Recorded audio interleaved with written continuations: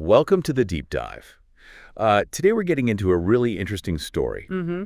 It's an account, really, of someone going from, well, basically nothing to achieving real freedom, and specifically the freedom of their time. Yeah, that time aspect is crucial, isn't it? Totally. We're looking at how this person took a path that, wasn't the standard one. They clearly put freedom way ahead of comfort. Ahead of what most people chase, yeah. And somehow that focus let them actually own their time in the end. So our mission here is to figure out what were the key ideas, the mindset changes. The things that made it possible. Exactly. Mm. Hopefully you listening can pull something useful from it, especially if you're thinking about getting more control over your own time. Right, and, reading it, the first thing that jumps out is that contrast. Between comfort and freedom. Yeah. What society often labels success, the stuff, the lifestyle, versus this person's, single-minded focus on freedom. And the words used about them early on. Oh, yeah. Crazy, ambitious, obsessed. Different. It really flags them as someone marching to their own beat. Definitely not following the crowd. It makes you think, what drives someone to do that, to step so far outside the norm? Well, the text is pretty blunt about it. It says flat out, money isn't the goal, freedom is. Which is a powerful statement. It is. And it forces you to ask, okay, what kind of freedom are we talking about here? Yeah. It's clearly not just about having money in the bank. No, it seems deeper, like autonomy, control over your day. Exactly. How you spend your hours, what you work on, making your own choices about your life, that kind of fundamental control. And then the text breaks down how they actually did it. What went into making that freedom real? Right. It wasn't luck. No lottery win here. Not at all. It was specific actions, specific qualities.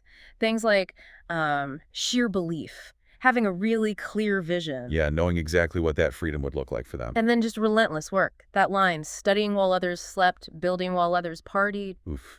Yeah, that hits home. It shows the level of dedication. Intense dedication. And, importantly, it stresses they started with nothing.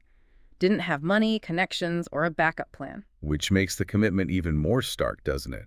No safety net. Absolutely. Just pure willpower, it seems.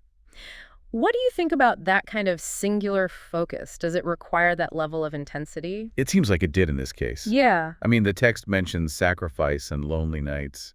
Doesn't sugarcoat it. No, it's realistic. This wasn't easy. It took a lot of grind, a lot of unseen hours. All that hidden effort that eventually leads to the change.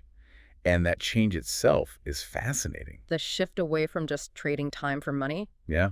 Yeah. Moving from that basic model to actually using the resources they gained to buy back their time. Through assistance, automation, building systems, that sort of thing. Exactly. Leveraging assets to get more of their most valuable resource, which is time. And I think it's powerful how the text tackles the idea of luck. Oh yeah, it dismisses it completely. Flat out rejects it, says this success was built literally from scratch. Driven by discipline, vision, and that massive time investment we talked about. Right. It really pushes back against simple explanations for success. It says, no, this was created intentionally. Which definitely changes how you might think about achievement. It puts the responsibility squarely on, internal drive and consistent action. Less about external factors, more about what you build yourself. For sure. And that final point in the text, it's pretty striking. It basically says, don't just look at the results, the cars, the houses. Don't envy the stuff. Right. Envy the freedom underneath it all. Envy the mindset, the work ethic that got them there. Especially knowing it started from zero. Yeah, from nothing, as the Right. text says. It makes the whole journey seem, more attainable in a way, even if incredibly hard. So if we boil it down, the key things seem to be putting freedom first, even over comfort. Definitely. Then the need for that really persistent, maybe unconventional effort. The grind. And finally, understanding that time, maybe even more than money, is the real prize, the ultimate asset you're trying to gain control of. Perfectly put.